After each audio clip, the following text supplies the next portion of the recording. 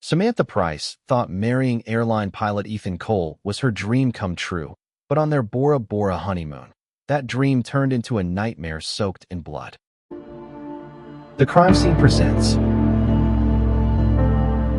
a new page of crime, a new mystery, a new shock case. The sky above Bora Bora burned with orange and gold as the sun dipped below the horizon. The water, so clear it looked unreal, the kind of place people dream about for their honeymoons. For Samantha Price, a 28-year-old flight attendant from Los Angeles, this was supposed to be her fairy tale come to life. She had just married Ethan Cole, a handsome airline pilot whose smile could charm anyone, and after years of airports, layovers, and long-distance calls, they were finally together for good. They were the picture-perfect couple, young, rich, adventurous, and madly in love, or at least that's what everyone thought. Behind the social media posts and matching wedding bands, things weren't as perfect as they looked. Samantha had noticed Ethan's temper even before the wedding. The way he'd clench his jaw when something didn't go his way, how quickly his laughter could turn into cold silence. But she brushed it off, telling herself that all relationships had rough edges. When he suggested Bora Bora for their honeymoon, she believed it would be a chance to reset everything, to fall back into the version of love she missed. The resort was pure luxury, overwater villas, private decks, and staff that treated them like royalty. Samantha smiled for the photos, posed with champagne, and tried to forget the unease growing inside her. Yet, even in paradise, Ethan's mood shifted unpredictably, 1 minute affectionate, the next distant, his blue eyes sharp and unreadable. That first night, as the ocean waves whispered beneath their villa, Samantha couldn't shake the feeling that something was wrong. The man lying beside her wasn't the one she had fallen for. He was someone else entirely. And though she didn't know it yet, this paradise would soon become her prison and her grave. The next morning, the island woke up to golden sunlight filtering through the glass walls of their villa, but the warmth did nothing to ease the chill that lingered between Samantha and Ethan. She tried to brush it off as jet lag or post-wedding exhaustion, yet Ethan's coldness had settled in like fog. He barely spoke over breakfast, only scrolling through his phone, while Samantha forced small talk about snorkeling, island tours, and massages. When she reached for his hand, he pulled away, muttering something about work emails even though they were both on leave. The tension hung heavy, but Samantha refused to let it ruin their honeymoon. She put on her white sundress, grabbed her camera, and convinced him to take a boat tour around the island. The guide, a cheerful local named Mateo, noticed their unease but kept things light, cracking jokes and pointing out hidden lagoons. Ethan stayed mostly quiet, sipping his drink, his eyes tracking Samantha's every move with something between jealousy and disdain. When she laughed at Mateo's stories, Ethan's grip on his glass tightened until his knuckles turned white. That night, back at the villa, Samantha scrolled through the photos on her camera, smiling faces, turquoise waters, moments that looked perfect but felt hollow.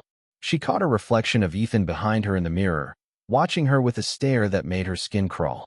Later, when she stepped onto the deck to breathe, she overheard him on the phone whispering harshly, the word mistake, cutting through the ocean breeze. Her stomach dropped, her heart thudding as realization crept in. Something about this marriage wasn't what she thought it was. Ethan wasn't acting like a newlywed husband in love. He was acting like a man trapped in a plan he no longer wanted to follow. By the third day on the island, Samantha's unease had turned into quiet panic, though she tried to mask it behind forced smiles and perfect photos. The resort staff adored her friendliness, but they whispered about how cold Ethan seemed, how he barely looked at his new wife. That afternoon, while Ethan claimed he was going scuba diving alone, Samantha decided to explore the island on foot, needing space to think. She wandered past coconut trees and white sands, her sandals crunching softly as she scrolled through her phone, rereading old messages from Ethan that once made her heart race, but now felt like they were written by a stranger.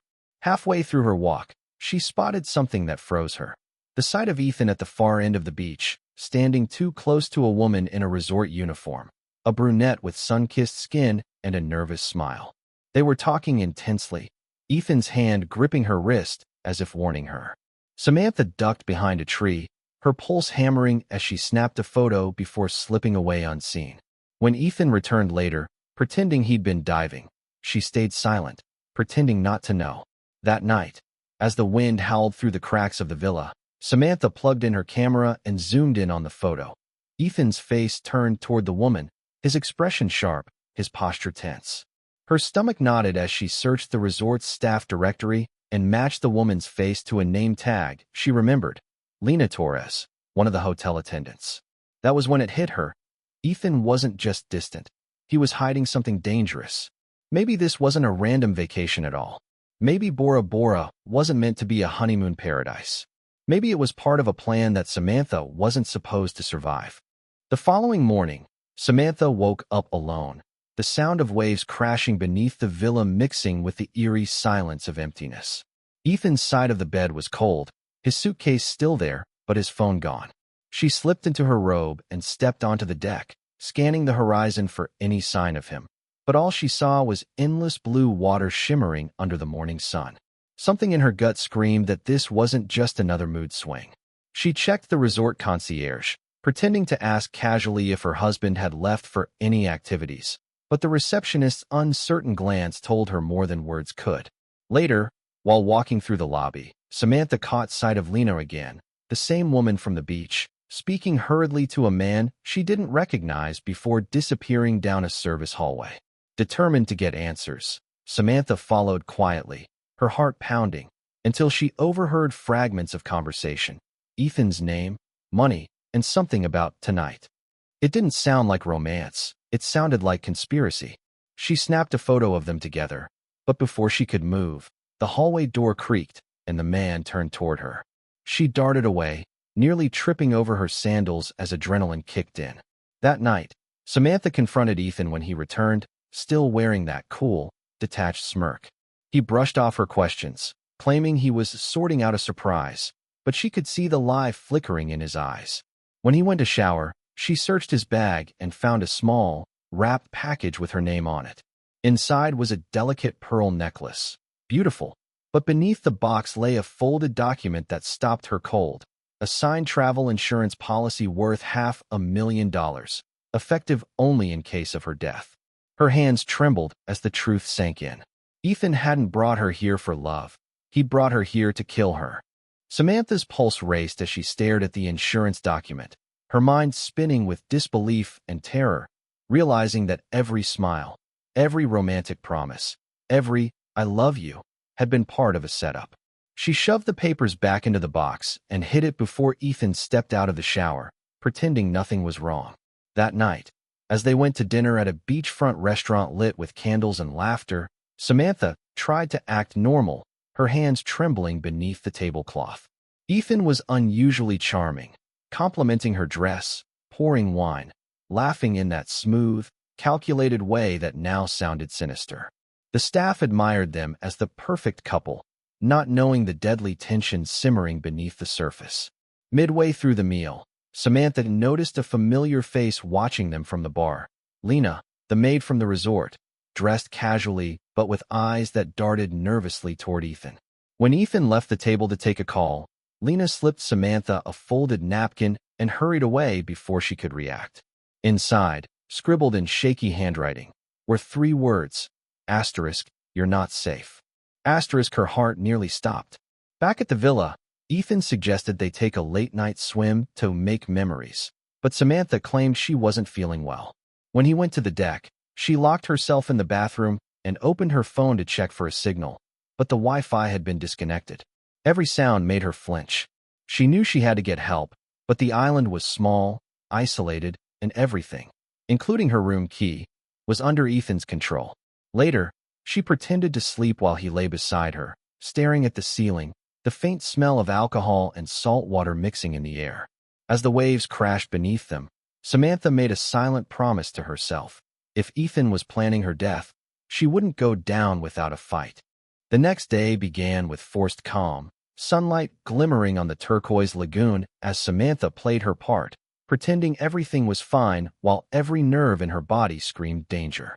Ethan acted like the perfect husband again, suggesting a private island excursion arranged just for them, his voice smooth and casual, but she could see the calculation in his eyes. Samantha smiled and agreed, hiding her fear behind oversized sunglasses, knowing she needed to stay one step ahead. She managed to slip away to the concierge desk before they left, pretending to confirm dinner reservations but instead whispering to a staff member that she needed help, asking for Mateo, the same boat guide from earlier in the week. He showed up minutes later, concerned, but before she could say much, Ethan appeared out of nowhere, wrapping his arm around her shoulders with a grin that didn't reach his eyes. The boat ride started beautifully, clear skies, calm water, and a gentle breeze, but the deeper they went, the quieter Ethan became. When they reached a secluded cove surrounded by cliffs, he told Mateo they wanted privacy. Samantha's heart pounded as she watched Ethan slip something from his pocket, a glint of metal catching the sun before he quickly hid it. She forced a laugh, saying she wanted to swim first, diving into the water to buy time. As she surfaced, she saw Mateo's face tense with confusion, realizing something was off. Then Ethan moved toward the edge, his expression dark, his voice low and sharp. Samantha swam farther, pretending to admire the reef, when suddenly she heard a splash, not hers, followed by Mateo shouting. Turning around, she saw Ethan in the water, but not swimming toward her. He was dragging Mateo down, the water churning violently until it turned red. That's when Samantha knew Ethan wasn't just planning her death. He was eliminating every witness. Samantha's lungs burned as she fought the panic rising in her chest, treading water in the turquoise lagoon that now felt like a trap. Mateo's body floated face down, the waves slowly pulling him away while Ethan climbed back onto the boat, breathing heavily, his eyes wild and empty. She knew if she didn't act now, she'd be next. As Ethan called her name, pretending to sound calm, she quietly swam behind the boat, her movements silent and desperate.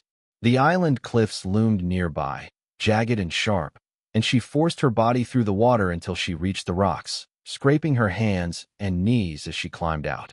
Behind her, Ethan's voice echoed, growing colder, angrier, as he realized she was gone. Samantha stumbled barefoot along the rocky shore, the sun beating down on her bruised skin as she searched for any sign of help. The dense palms and chirping birds made the place feel hauntingly empty. Paradise turned into purgatory. She could hear Ethan's footsteps not far behind. He'd anchored the boat and was coming after her. Every sound made her flinch. Every breath felt borrowed.